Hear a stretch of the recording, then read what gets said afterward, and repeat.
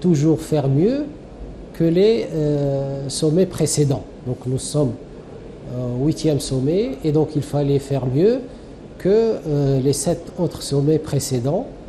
Et donc c'était ça le défi.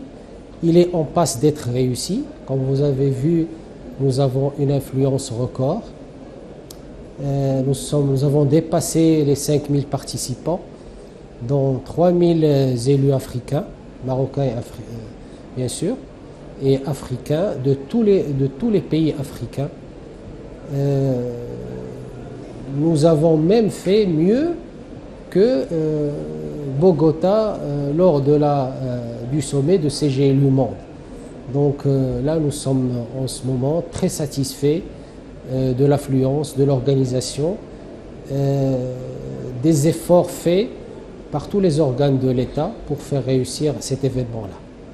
Des dizaines de débats ont lieu chaque jour dans le cadre de ce sommet, mais le fil conducteur de tous ces débats, c'est vos réflexions sur la manière de faire des villes et des communes des entités territoriales durables.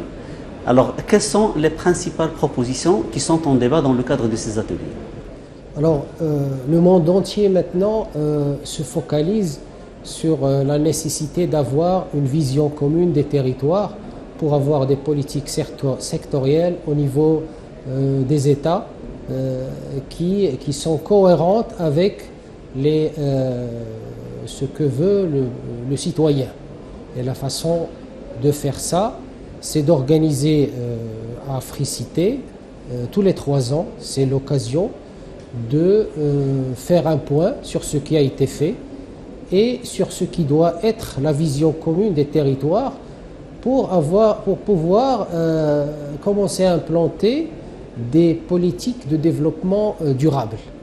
Donc aujourd'hui, nous avons plus de 150 sessions thématiques qui vont traiter de la transition vers ces politiques durables, vers ces actions durables et éviter d'enclencher un développement de la manière dont a été fait pour les pays qui sont en avance maintenant et qui mettrait en danger l'humanité entière si jamais l'Afrique va dans le même sens.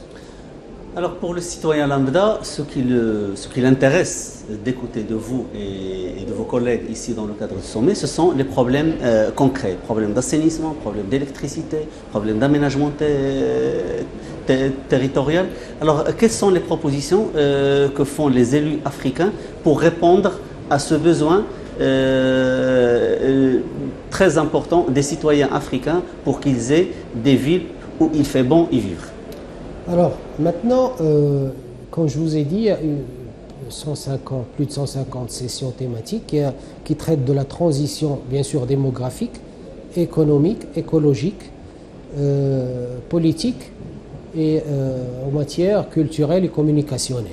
Donc toutes ces sessions-là vont chacune, bien sûr, une des grosses sessions, c'est celle du traitement écologique, de la transition écologique, avec une journée demain, une journée climatique qui va sortir avec une déclaration des territoires pour la COP24. Même chose au niveau de la politique démographique, de la transition démographique. Il y a une session, il y a plusieurs sessions qui traitent de ce phénomène et une journée migration aujourd'hui qui va sortir pour la première fois dans toutes les politiques territoriales, avec une déclaration qui va être la voix des territoires auprès des États, notamment en décembre prochain, dans la prochaine rencontre qui traitera de la migration. Sur un plan plus bilatéral, on va dire, est-ce qu'il y a des propositions de communes et de municipalités marocaines pour transmettre leur savoir-faire vers des territoires africains subsahariens? Alors au niveau de toutes les sessions, il y a une très très bonne représentativité marocaine avec des expériences phares, des expériences réussies qui sont en cours de présentation. Les élus épaulés par autorités d'accompagnement, notamment la DGCL, ont préparé une série d'expériences marocaines qui ont réussi et qui sont maintenant en cours de discussion dans les sessions pour essayer de les partager avec les autres pays africains, mais aussi de pouvoir échanger les expériences réussies des Africains avec nos élus marocains.